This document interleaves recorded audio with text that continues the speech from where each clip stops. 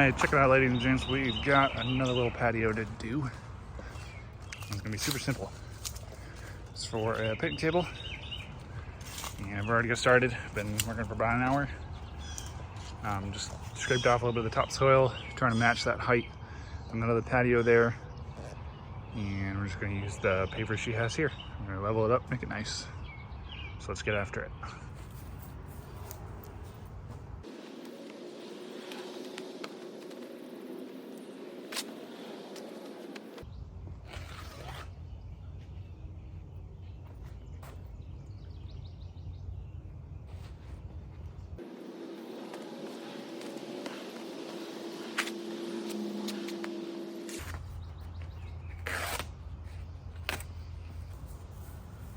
Right here's my favorite tool for landscaping, right here.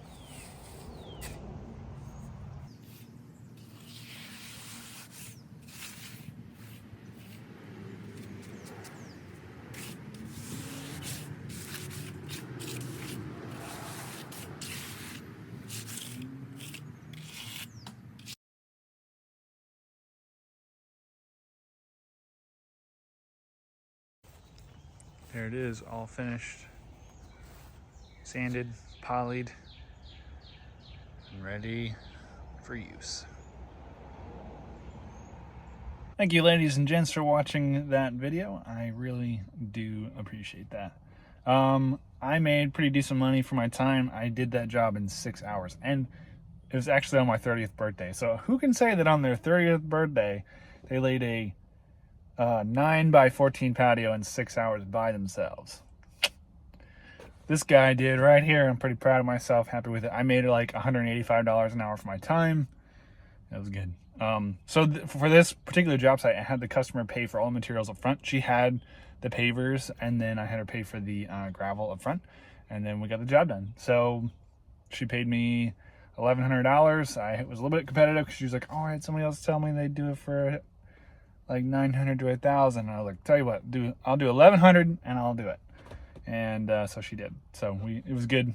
She was easy to work with, easy to please, and I actually made a mistake. I had used my laser level to make sure everything was where it was supposed to be, and somehow I was off by 1.5 inches. So I laid my pavers and I didn't check my height on them with the laser once I set them down, and then I started running that first little bit where the time lapse picked up, and so she came out and I was chatting with her.